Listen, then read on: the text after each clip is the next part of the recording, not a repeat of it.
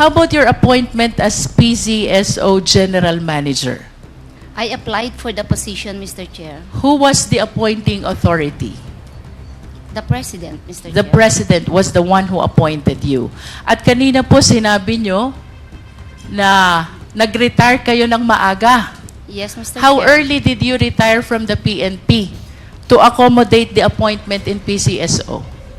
I served the Philippine National Police for 24 years, Your Honor. 24 years. Tama po ba yung kwenta ko na 10 years before your retirement ay lumipat na po kayo ng PCSO? 10 years. Isiniwalat ni dating Cebu City Mayor Thomas Osmeña, si retired Police Colonel Royina Garma, na malapit di umano kay dating Pangulong Rodrigo Duterte na kumukolekta ng 1 million pesos na lingguhang payola mula sa mga iligal na aktibidad noong siya ay hepe ng PNP Criminal Investigation and Detection Group na nakabase sa Davao City. I was made aware that in then previous hearing that Colonel Garma said that our differences was personal. I just want you to know, Mr. Chairman, that I did not know her. Pahayag ni Osmeña nang tumistigo sa House Squad Committee hearing noong Huwebes, September 19. Ito anya ang dahilan kung bakit hinadlangan niya ang paglilipat ni Garma sa Cebu. Now it appears that SPO4 Art is not only a lover. She brought this policeman with her when she was appointed to PCSO. Dagdag pa ni Mayor Tommy. Matatandaan na itinalaga ni Digong Duterte si Garma bilang General Manager ng Philippine Charity Sweepstakes Office or PCSO matapos siyang magretiro sa PNP. I am very happy that this committee is giving us the opportunity to air these things which you could further investigate. Ani Osmeña. Ayon kay Mayor Osmeña, don't let Garma's tears fool you. Sangkot rin si Garma sa malawakang extrajudicial killing sa Cebu City matapos mag-retire sa edad na 45. Matatandang sinabi ni Ramon Tulfo na magsyota umano sina Duterte at Garma. Ayon sa Facebook post ni Mon Tulfo, malapit na daw mailantad ang mamatataas na opisyal na naglagay kay Royina Garma sa Philippine Charity Sweepstakes or PCSO noong administrasyon ni Digong. Pinilit nilang ipasok si Garma sa PCSO upang ipalit kay retired Marine Brigadier General Alex Balutan, isang malinis at disenteng tao bilang PCSO General Manager. Marumi ang record ni Garma noong nasa Philippine National Police pa siya, pero pinag-retire siya upang ipasok sa PCSO. Ang numero 1 qualification ni Garma ay naging dating girlfriend siya ni Digong. Isa ring dating syota ni Digong ay naging cabinet member. Gusto noong mga handlers ni Garma sa Malacanang na kumita sila sa PCSO na di nila magawa sa ilalim ni Balutan. Kinakarma na si Garma sa masamang gawain niya sa PNP at PCSO. She has left a trail of killings in the PNP and PCSO. Isa na rito ang pananambang kay retired PNP Brigadier General Wesley Barayuga, PMA Class 1983, dating PCSO Corporate Secretary na hinadlangan ang mga anomalya ni Garma. Kailangan panagutin si Garma at maging yung mga handlers sa Malacanang sa pagpatay kay Barayuga. Let me tell you what I tried to explain. Garma said before the committee when she was asked what is Tommy Osmeña against you? She said it's personal. So yung sabi ko sa committee, I don't know her from Adam. Okay? But when she was going to be appointed to Cebu City as Chief of Police, of course I have a natural interest, no? Of course. And somebody gave me a report from the PCSO official that stated that when Garma was CIDG chief in Bohol, she was suspected of collecting 1 million pesos a week from illegal gambling. That's why I didn't want to accept her, because of course I just want to protect the people of Cebu. So I showed them the document that I was able to recover in my Facebook through all the years to explain to the committee. That's why I didn't like her. And you know, if you are going to be appointed as chief of police, you need approval from the mayor. She didn't bother to get approval from the mayor. So I complained directly to President Duterte, personally in Malacanang, to specifically complain about her. And President Duterte told me, why don't you just tell Bongo, who was beside him, who was present, everything, and we'll look into it. So I prepared documentation for Bongo, and of course nothing happened. And somebody told me, don't touch the president's women. Oh. And I said, what? Yan na nga. Colonel, ano pong tunay niyong pangalan? Buo na pangalan. Mr. Chair, Royina Garma. Pwede ko po ba kayong tawagin na Colonel Garma? It's okay, Mr. Chair. Yes, ma'am. Alam po niyo, becoming a lady officer in uniform, that's one of my dreams. I was supposed to transfer to PNP, kaya lang patatakbuhin nila ako sa Oval, kaya bumalik na ako ng DOJ. Tagasan po ba si Colonel Garma? I'm from Solana, Cagayan, Region 2 po. Where's Cagayan? Norte po ba yan? North, yes, ma'am. Norte. Yes. Doon po ba kayo pinanganak sa Cagayan? Yes, Your Honor. Saan po kayo nag-aral ng elementarya? Solana, Cagayan, Cagayan. Your Honor. High school. Tugigaraw, Where's Tugigaraw? St. Louis College. Now it's St. Louis University, Your Honor. Nasaan po ang Tugigaraw? It's still in Cagayan. It's also in Cagayan. Yes. How about your college? Saan po kayo nakatapos ng kolehiyo? I finished my college sa Philippine National Police Academy, Your Honor. PNPA po? Diretso kayong PNPA? No, Your Honor. My before I entered PNP, I studied in Cagayan. Ano pong una niyong inaral sa Cagayan? AB Mathematics, Your Honor. AB Mathematics. Ano po bang trabaho ng mga graduate ng AB Mathematics? As I understand, usually teacher, tama ho ba? Yes, Your Honor, but I dreamed to become a lawyer nung inaral ko po iyon. Are you a lawyer as well? No, Your Honor. You plan to become a lawyer during that time? Yes, Your Honor. Thank you. And after finishing this AB Mathematics, ano pong sunod yung ginawa sa buhay? I entered the Philippine National Police Academy in 1995, Your Honor. When is this? 1995. 1995. Pumasok po kayo ng PNPA. Yes, Your Honor. And when did you finish your studies in PNPA? That's April 25 of 1997, Your Honor. 1997. After finishing your studies in PNPA, that is 1997, kayo po ba'y pumasok na agad sa serbisyo sa Philippine National Police? Yes, Your Honor. Yes. And maari po bang malaman, saan po kayo unang na destino? Okay. We were based in Camp Crame.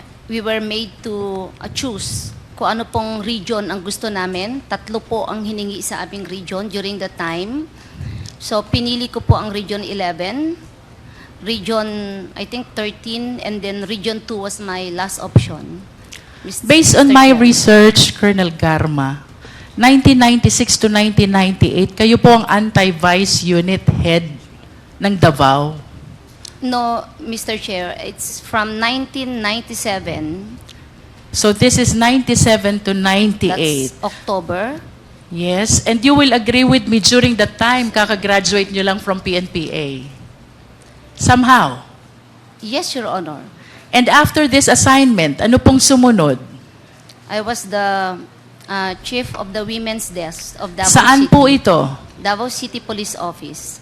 So, ang kasunod po ng assignment nyo as anti-vice unit of Davao is head of women's desk also in Davao. Yes, Your Honor. You confirm. Ano pong kasunod nyong assignment dito? And then 2004, I was reassigned sa Camp Crame. I transferred po sa CIDG. So I was based in the main office of CIDG.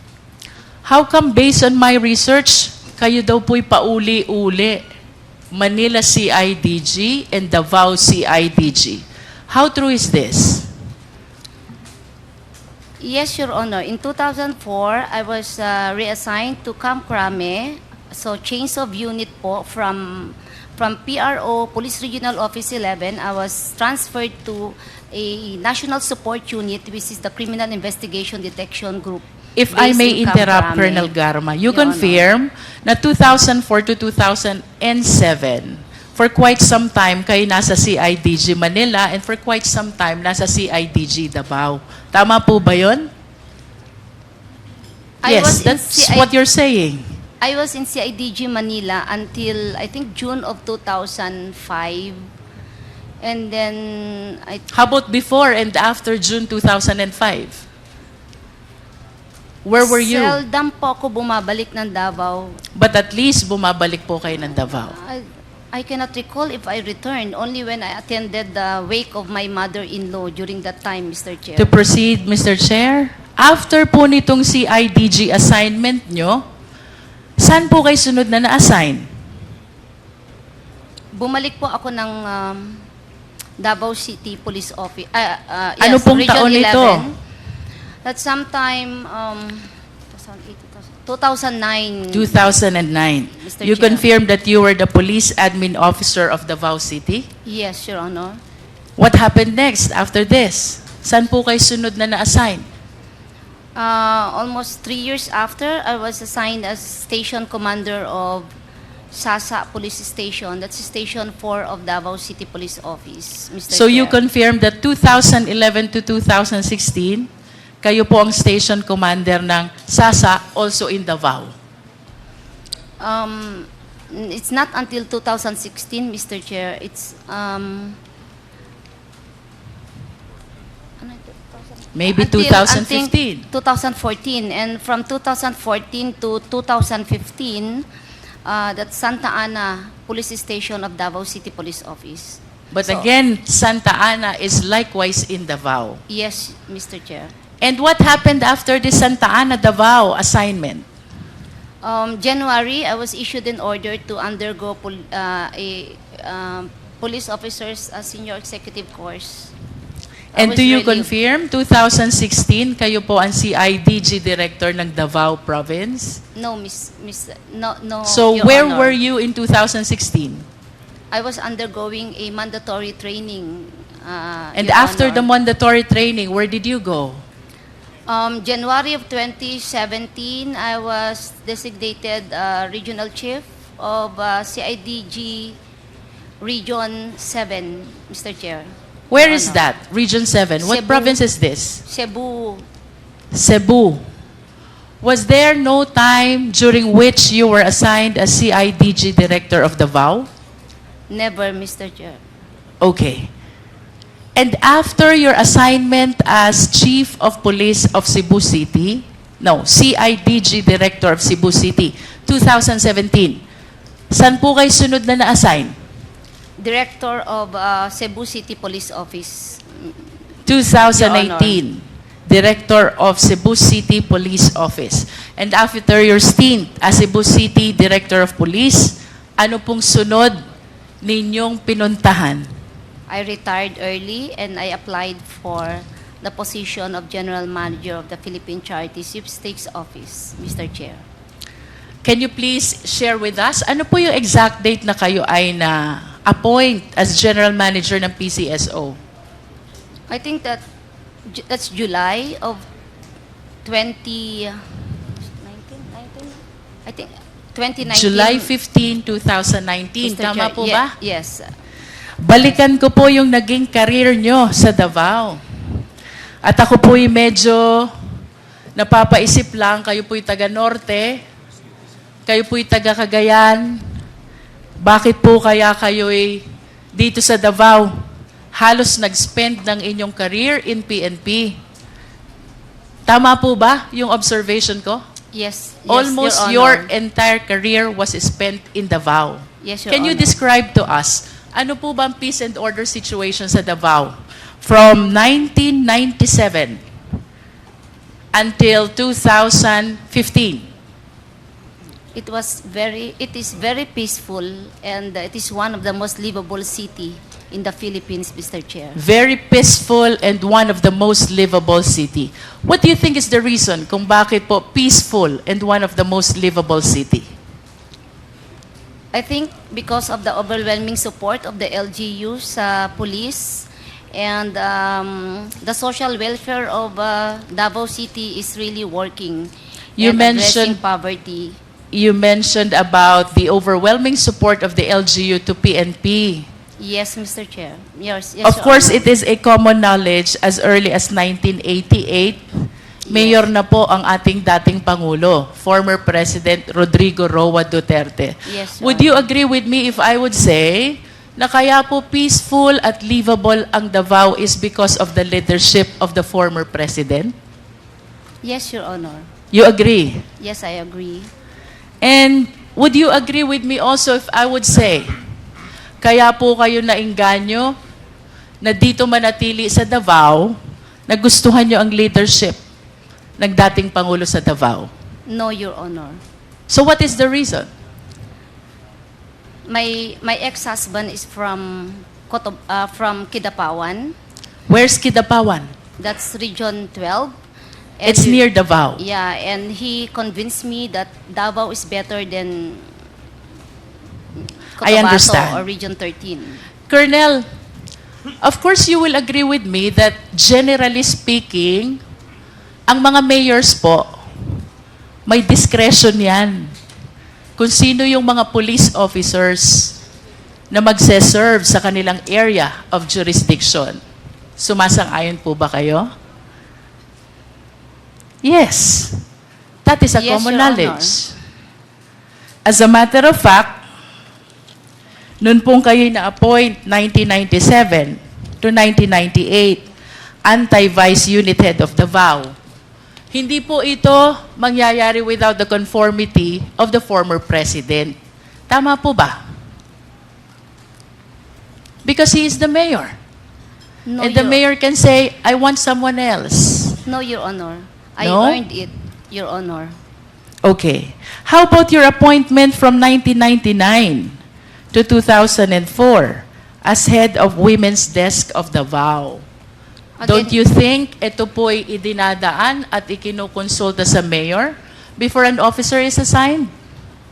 I am not aware of that policy during that time, Your Honor. Well, I'm sharing with you, Colonel Garma, that by way of general practice, kinukonsulta po ang mga mayors kung sino ang i-appoint na officer dun sa kanilang area of jurisdiction. I'm speaking based on experience because I came from the LGU. How about your appointment from 2004 to 2007 as CIDG Officer of Manila? Paano po kayo napunta sa Manila? Mr. Chair, way back 2004, my marriage was on the rock. So I have to leave Davao because of a scandal. In other words, kaya lang po kayo umalis ng Davao during this time Yes. is because your marriage is failing already? Yes, Your Honor, and there was a big scandal, so I have to leave Davao. Thank And, you. Colonel Garma, how about 2009? You were Davao City Police Admin Officer. Would you agree with me if I would say na hindi po kayo mapupunta dito kung hindi payag ang dating Pangulo? No, Your Honor. How about your appointment from 2011 to 2016? Station Commander po kayo ng Davao? At ito po hindi rin mangyayari kung hindi payag at walang conformity ang dating Pangulo. Sumasang-ayon po ba kayo? Because it is a station commander position, it must be approved by the office of the mayor, Mr. Chair. So you agree? Yes, Mr. And I your made- appointment in Santa Ana, Davao, this has to be with the conformity of the mayor as well. Tama po ba? Yes. Maybe yes, yes. And 2016, you were appointed as CIDG Director of Davao. No, January 2017. Ito po'y hindi rin mangyayari without the conformity of the former president. Do you agree? I do not know, Your Honor. And we have to remind the committee, Colonel Garma, that during this time, Pangulo na po ang dating presidente. He was elected 2016. So, the more reasons that we have to believe na mahirap pong magpa-appoint ng CIDG director kung walang conformity ang dating Pangulo. If you allow me to explain, Mr. Chair, Can you just limit your answer to the question, Colonel? I do not know if there's an intervention or what. I just Okay. received the order that I have to report to Region 7 as the director of CIDG. Thank you for your answer. Your We're Honor. taking your answer as it is. Yes. And 2018, kayo po'y na-appoint na city director ng Cebu City. Yes, Your Honor. And based on my research, hindi po ito gusto ng mayor ng Cebu. And yet, you were appointed as Cebu City Director. Why? The position was offered to me by General Sinas, Your Honor. And I thought that mas maganda, I will take the opportunity because very seldom po na ang babae sa PNP mabigyan po ng ganong posisyon at isang karangalan po na magsilbi as director ng isang syudad na malaki. So yun pong dahilan kung bakit ako napunta dyan because it was offered by General Sinas. Thank Mr. you for Chair. your answer, Colonel. How about your appointment as PCSO General Manager? I applied for the position, Mr. Chair. Who was the appointing authority? The President, Mr. The Chair. President was the one who appointed you. At kanina po sinabi nyo na nag-retire kayo ng maaga. Yes, Mr. How Chair. early did you retire from the PNP to accommodate the appointment in PCSO? I served the Philippine National Police for 24 years, Your Honor. 24 years. Tama po ba yung kwenta ko na 10 years before your retirement ay lumipat na po kayo ng PCSO? 10 years? Yeah, yes.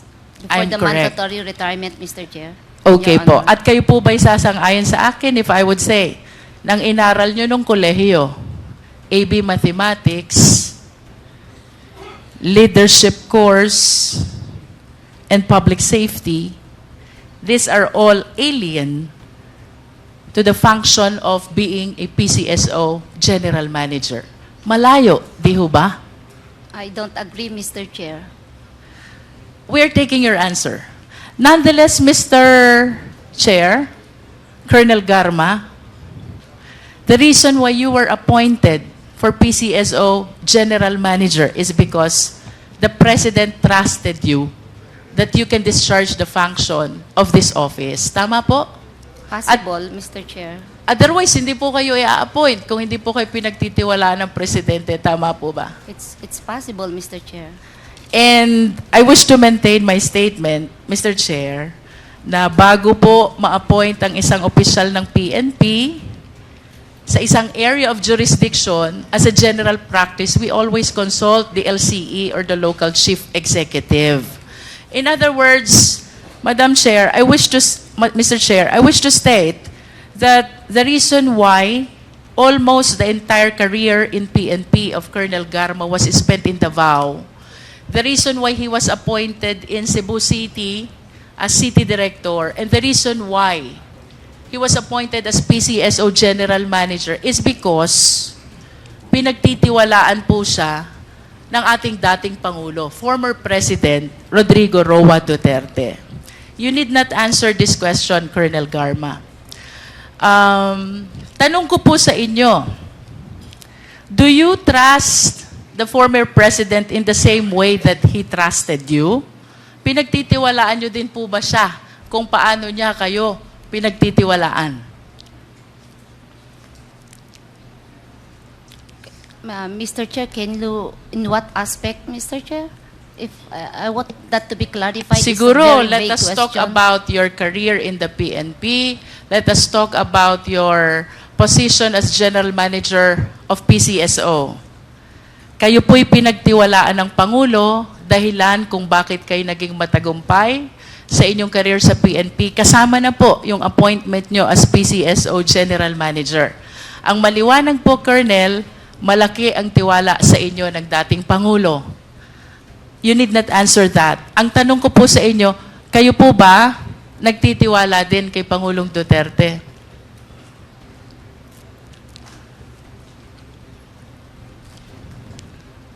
Of course you do. Of course, yes, ma'am. Yes, Otherwise, hindi nyo po tatanggapin itong mga appointment na ito sa Davao, including your appointment as PCSO General Manager. At yung pong tiwala, yun po'y ina-earn. Tama po ba? And I must say, ito po'y nag-umpisa sa inyong paghanga sa kung anong mayroon sa Davao. You admired his leadership. Reason why you believe in the ability, capability of the former president. Tama po ba, Colonel Garma? No, Mr. Chair. Why? You don't believe the president? I believe, but I don't admire. You don't Mr. admire. Chair. Okay. Let me correct my terminology. You believe the president because you have seen what he has done already in Davao. Because you said earlier, livable and peaceful city ang Davao. And it is because of the leadership of then Mayor, the former President Rodrigo Duterte. Tama po? Yes, Mr. Part of that. Yes.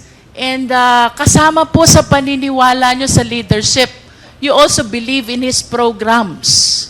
Tama po ba? Part of that, Mr. Chair. Yes. In other words, kayo po'y naniniwala din sa ipinaglalaban niyang dapat supilin ang droga sa Pilipinas. Naniniwala po kayo. Yes, Mr. Chair. And naniniwala din po kayo na dapat mawala lahat ng mga drug lords at lahat ng mga sangkot dito sa dangerous drugs operation. May I ask what it Naniniwala din po kayo na dapat mawala lahat ng mga drug lords. Hindi po yung term na mawala, Mr. Chair. I think justice should be served, but Yes, not mawala. justice should be served. Yes, Mr. And Chair. in conclusion, Colonel Garma, naniniwala po kayo sa war against drugs.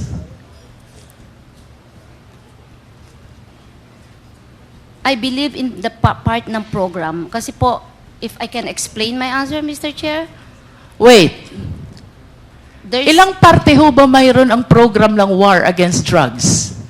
intense police operation and police community relation with intense police patrol, Mr. Chair. So, So which part do you believe and which part you do not believe? community relations and intense police patrol. Because So you believe in both? Alin po yung sinasabi niyong naniniwala kayo sa isang parte? Aling parte ho ang hindi niyo pinapaniwalaan? I am more focused on police patrol, Mr. Chair. You believe in police patrol? intensified police patrol using the quad operations concept, Mr. Chair. And the first part is, Community relations. you believe also in community relations? Yes, Mr. Chair. In other words, you believe in the entire package of the war against drugs. Tama po? Of course, the quad concept of operation should work hand in hand, I'm Mr. talking Chair. about the war on drugs in its entire context, the way it was launched by the Philippine National Police with the support of the former president. Naniniwala po ba kayo sa war on Yes, drugs? yes, Mr. Chair. Yes, you do believe. Yes. And do you confirm, Colonel Garma, kanina po tinuro kayo ni Fortaleza, kaklase niyo daw siya. Yes, Mr. Chair. You belong to class 1997. Yes, Your Honor. How about Superintendent Padilla? Do you know him? I've met him once, Mr. Chair. You've met him once. Yes, Can you Mr. enlighten us? Saan niyo po ba nakilala si Superintendent Padilla?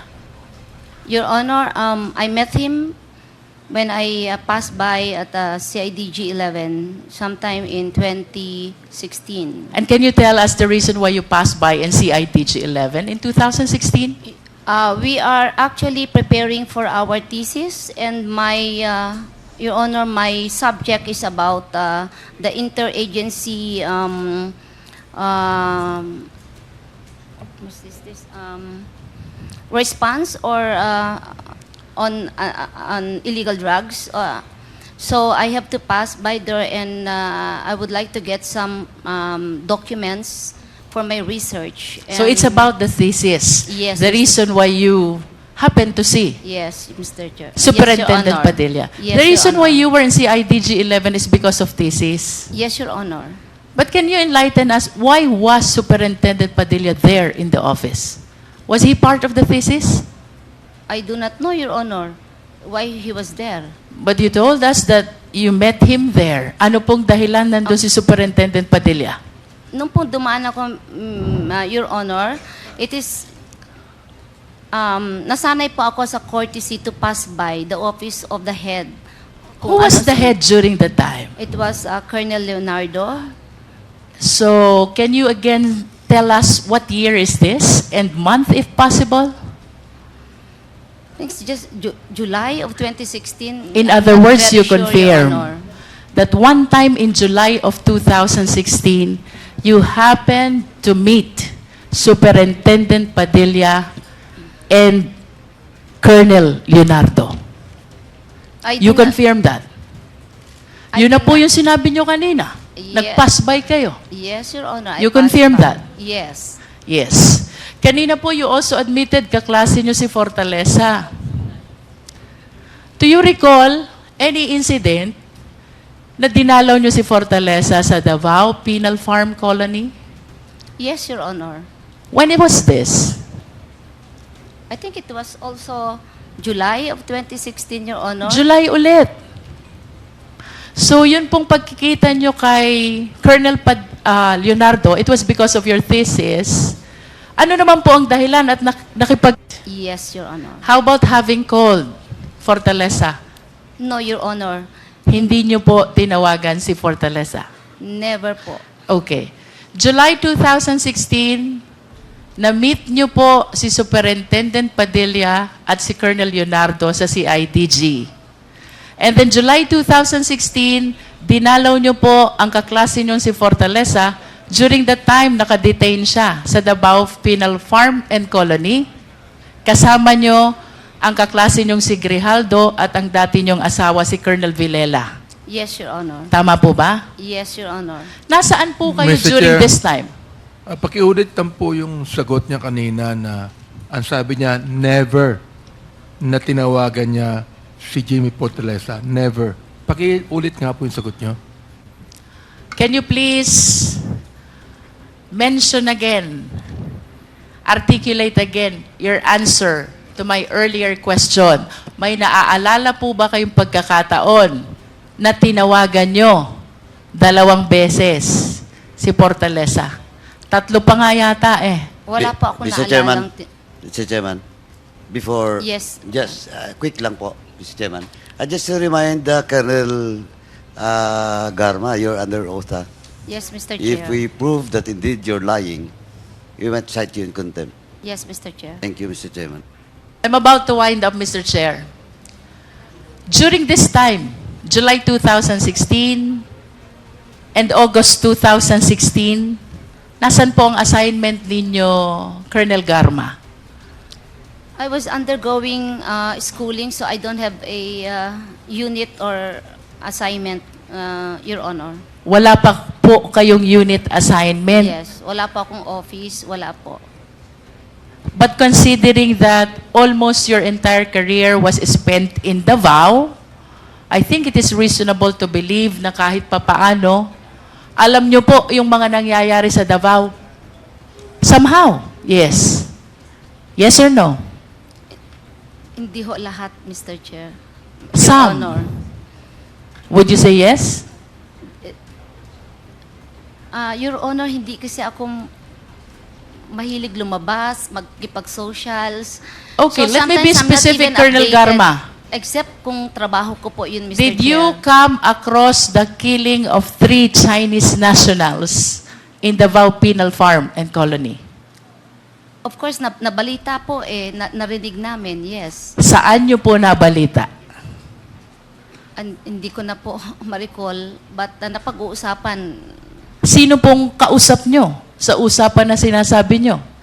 kahit sinong pulis po. Kahit sinong Kasi pulis. it's a Can you big please name case. names? I Sino cannot- po yung mga pulis na nakakausap nyo tungkol sa 3 Chinese nationals na napatay?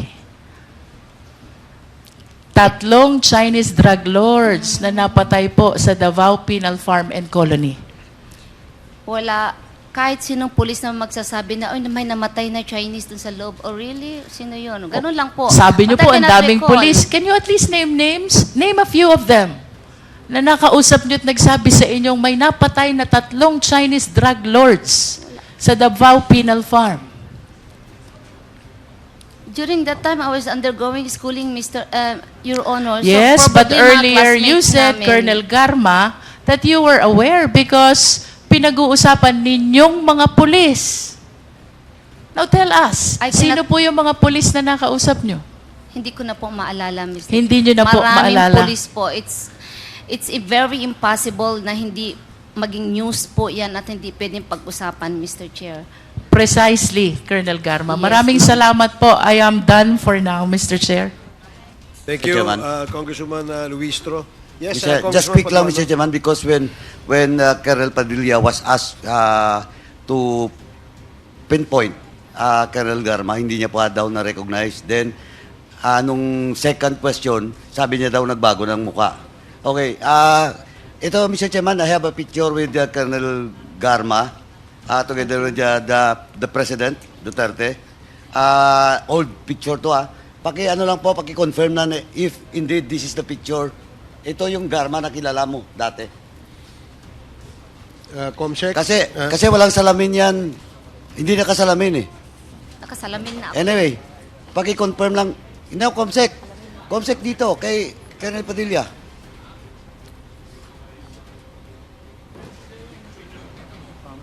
Colonel, do you confirm na yan yung Padilla, yan yung Garma na nakita mo noon? Yes, Your Honor, Mr. Chair. Thank you, Mr. Chairman. Just to confirm that indeed, nakita niya si Colonel Garma. Thank you, Mr. Chairman. Thank you, Congressman Paduano. So the next to interpolate is Congresswoman Pami Zamora. You are recognized. Magandang araw, Mr. Chair. Ang aking mga tanong ay si sentro. Lalo pa nating mapalalim ang ating pagkilala kay Colonel Garma. Hello, Colonel Garma. Hi, how are you? Gusto kong balikan how Colonel Garma rose from the ranks. Actually, let's go back to nung nasa PNPA siya. Ma'am, sinabi mo kanina na sinabi mo kay Kong Jinky na kayo nung mga kaklase nyo, dumalaw kayo, dinalaw nyo si Jimmy Fortaleza. Tama ba? Yes, Your Honor. Alright. So, kino-confirm mo, una, nakaklase mo si Jimmy Fortaleza. Yes, Your Honor. Pangalawa, kino-confirm mo, nakaklase mo din yung iyong ex-husband na si Chief Inspector Roland Villela. Yes, Your Honor. At pangatlo, kino-confirm mo na naging kaklase mo rin si former Mandaluyong Police Chief Hector Grijaldo. Tama ba? Yes, Your Honor. Alright. Sabi mo kay Congresswoman Luistro na napunta ka sa Davao sapagkat yung asawa mo ay taga Mindanao. Yes, Your Honor. I mean, that was your chosen destination because your husband was from there. Yes, Your Honor. Alright. Naintindihan natin yon. Ngayon, pangalawa, kailan kayo ikakasal ni Roland Villela?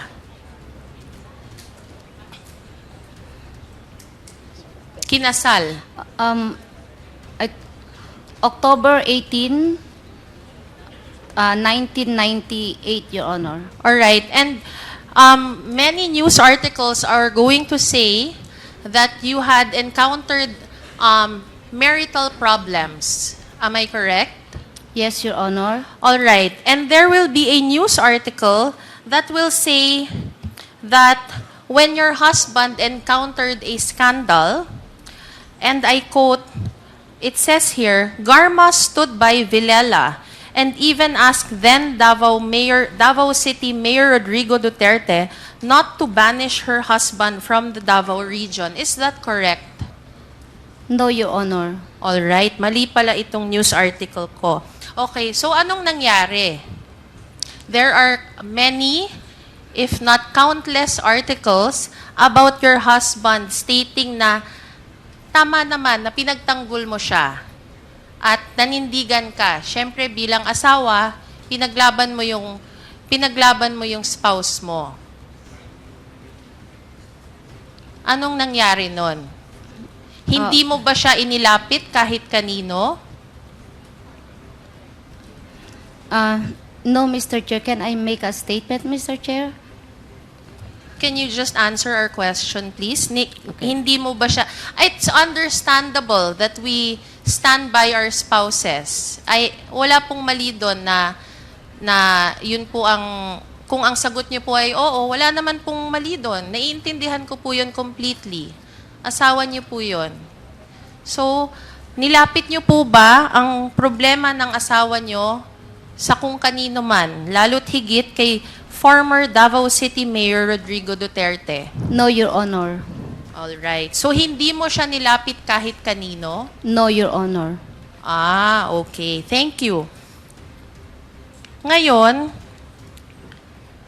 it would say here, sa iba namang news article, na the final straw that broke your marriage was another incident, which I will not mention. And sinasabi dito, kaya ka mapupunta din sa Manila. Kasi, kumbaga, naiskandalo na ang pamilya nyo. Tama po ba yun? In 2004, Oo. Mr. Chair, hindi pa po nag-start yung scandal doon. It's more of, what do you call this?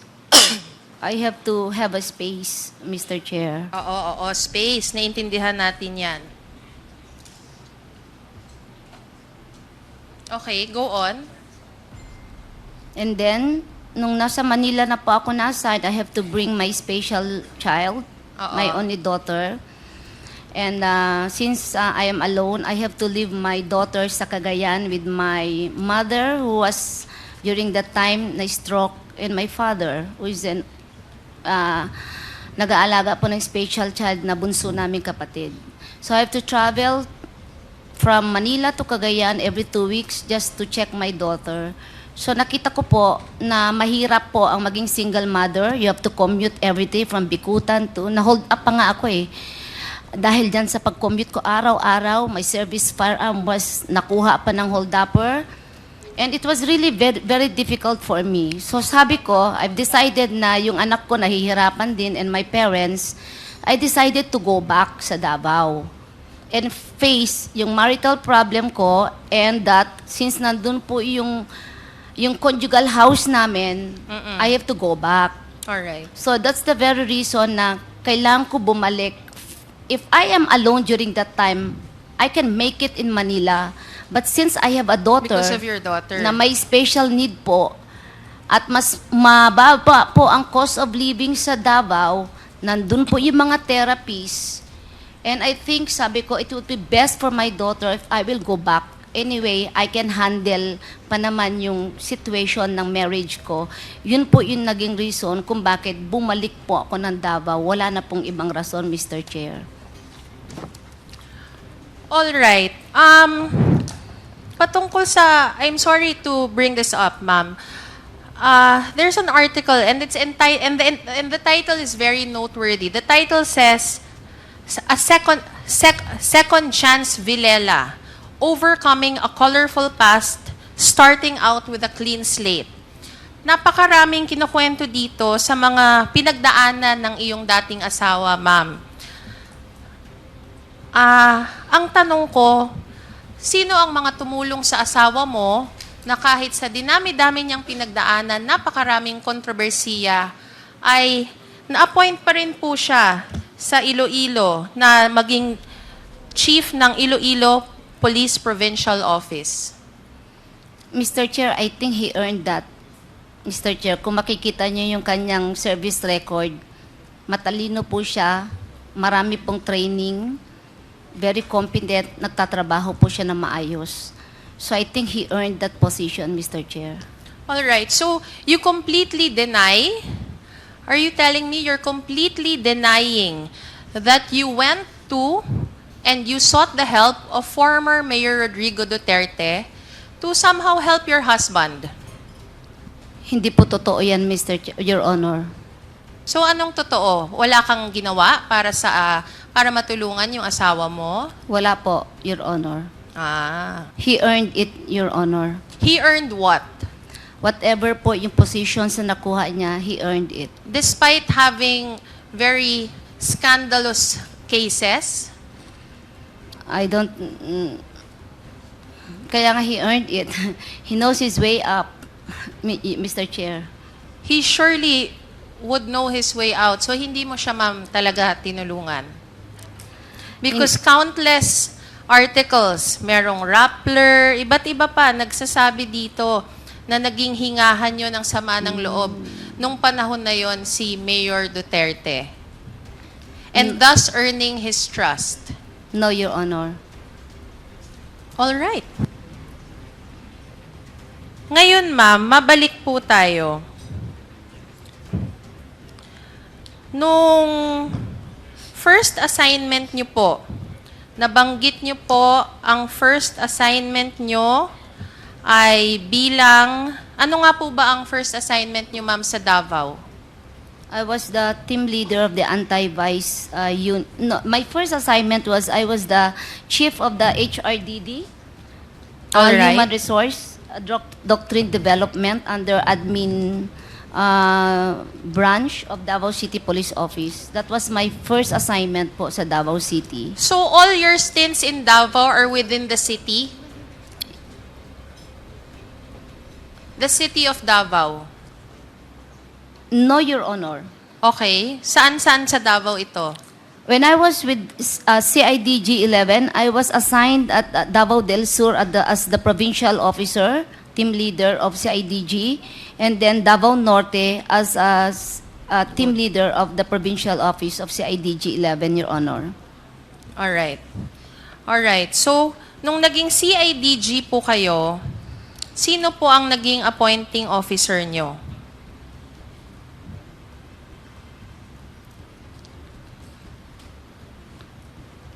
I cannot recall anymore, Your Honor, who issued the order. The order came from Camp Crame, Your Honor. I was relieved from Region 11, reassigned to CIDG, Your Honor.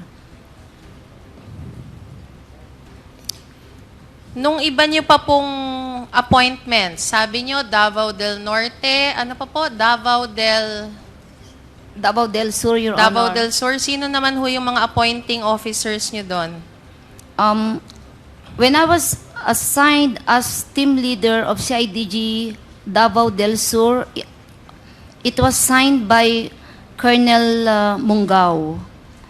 And when I was assigned as team leader of CIDG Davao Norte, it was signed by our regional chief during that time was General Corpus, Your Honor. All right. I'd like to move forward a little. And then there will be a time that in 2017 you will be assigned as the director ng CIDG ng Region 7. Am I correct?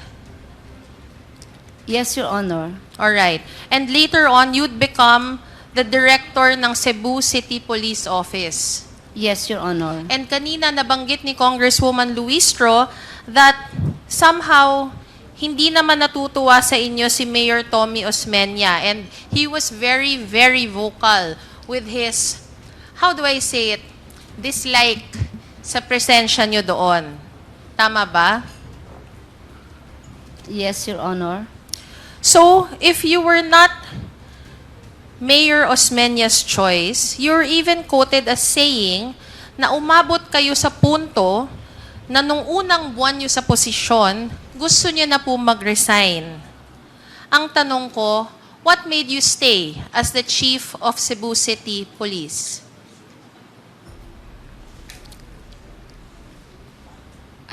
Mr. Chair, I don't quit when a position was given to me, even in my most difficult time.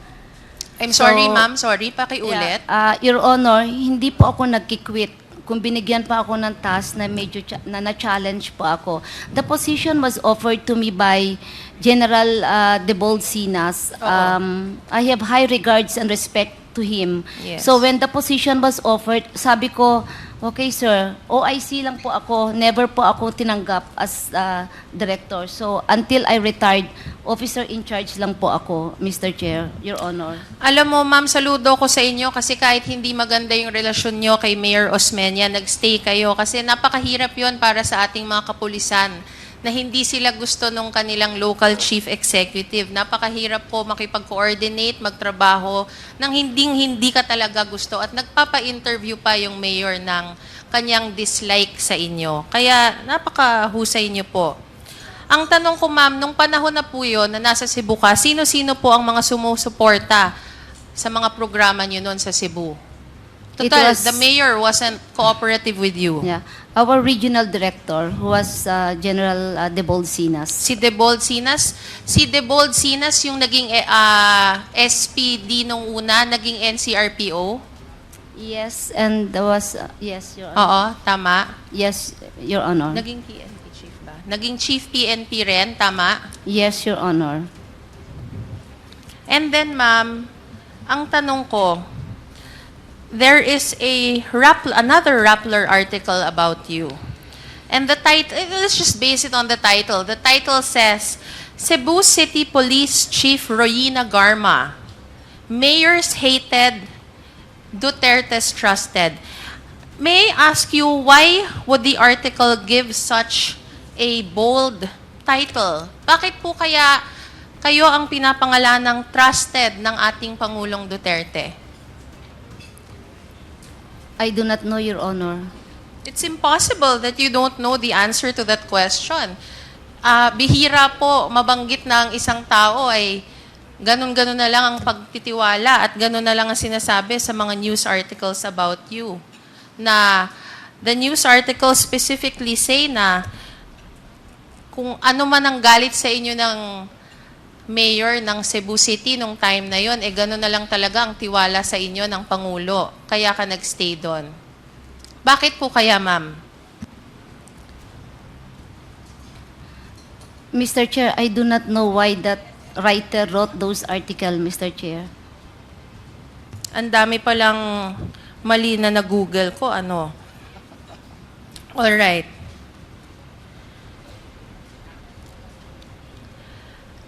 But my question would be, Cebu City is a very important place in the country.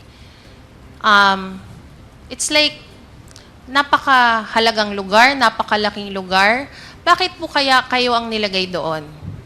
Sa dinami-dami po ng kakilala ng Pangulo, sa kakilala ng lahat, bakit po kayo ang nilagay doon? Mr. Chair, hindi nyo pa rin po ba alam, ma'am?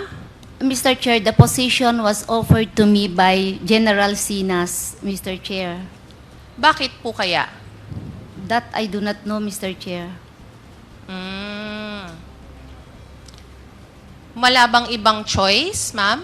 Di ba usually, ang pagkakaalam ko, binibigyan ng choice ang mayor. Siguro listahan ng 5 para nakakapili ang mayor. That I do not know the wisdom of General Sinas during that time, Mr. Chair. Siguro based sa performance nyo, Colonel Goyina, napakagaling nyo para kayo ang ilagay na director ng Cebu City. Oo, kahit na ayaw sa inyo ng mayor, kayo pa rin at nagstay po kayo. Ngayon mag-fast forward po tayo nung napunta po kayo sa PCSO. Sinasabi niyo po na nag-apply po kayo sa PCSO, tama po ba? Yes, Your Honor. Bakit po kayo nag-apply sa PCSO? Mr. Chair, during that time, way back 2017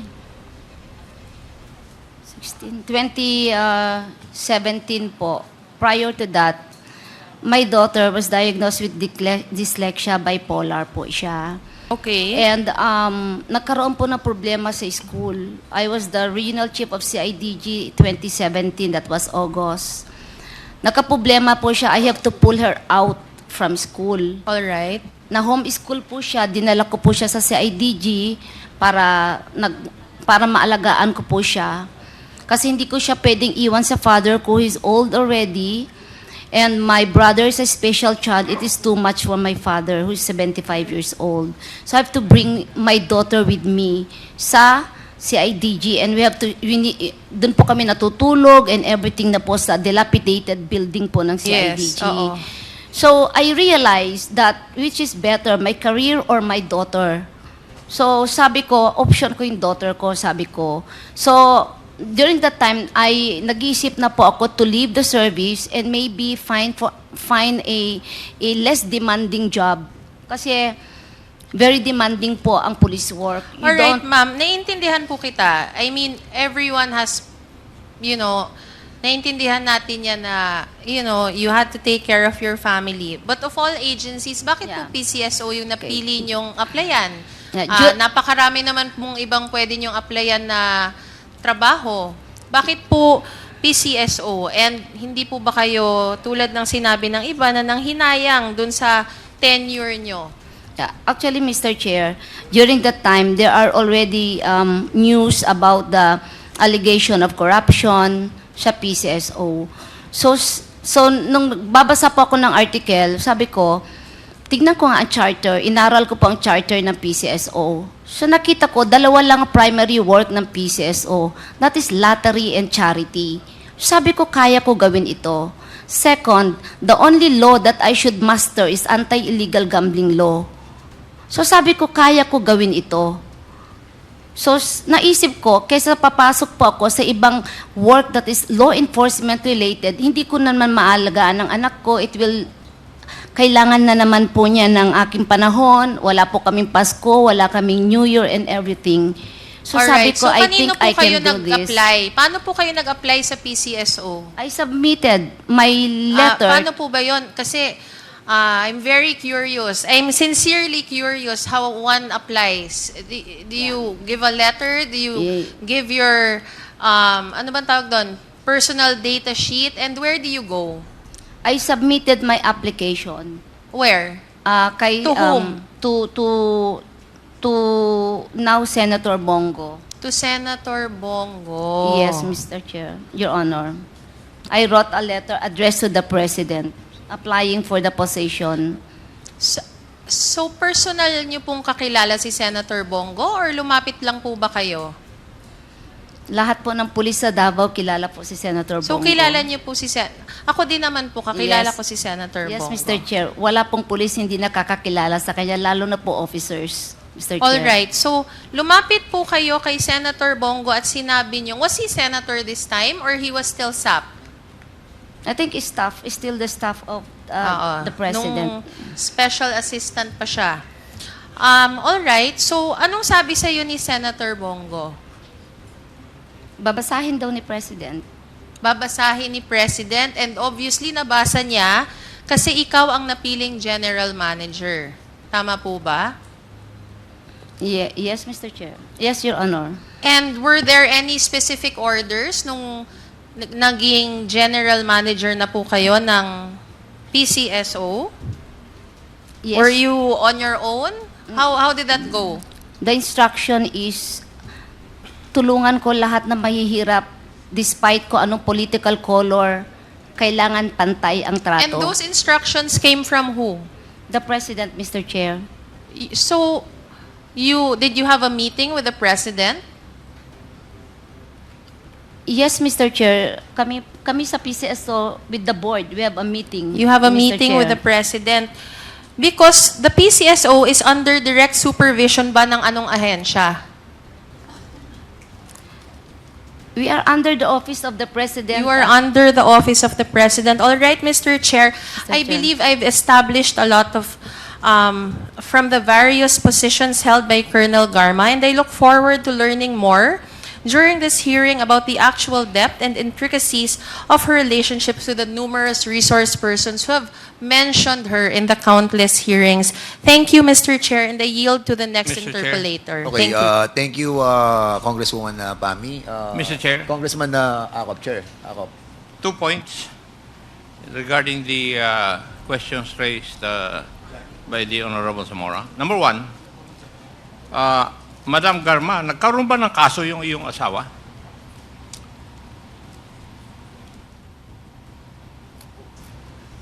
Yes, Mr. Chair. Ano po yung kaso niya?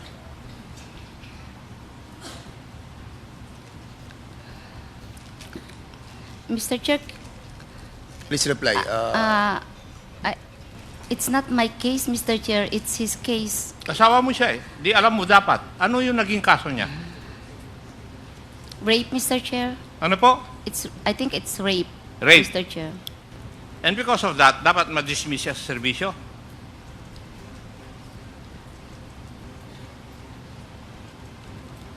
If found guilty, Mr. Chair. Was he dismissed from the service because of that case? Yes, Mr. Chair. Yes. Hindi ka humingi ng tulong kasi ang tanong ni Honorable Luis Tro at saka si Honorable Zamora kung humingi ka ng tulong eh. Ang sagot mo, hindi. So you never asked help. No, Mr. Chair. Okay. Can I explain further, Mr. Chair?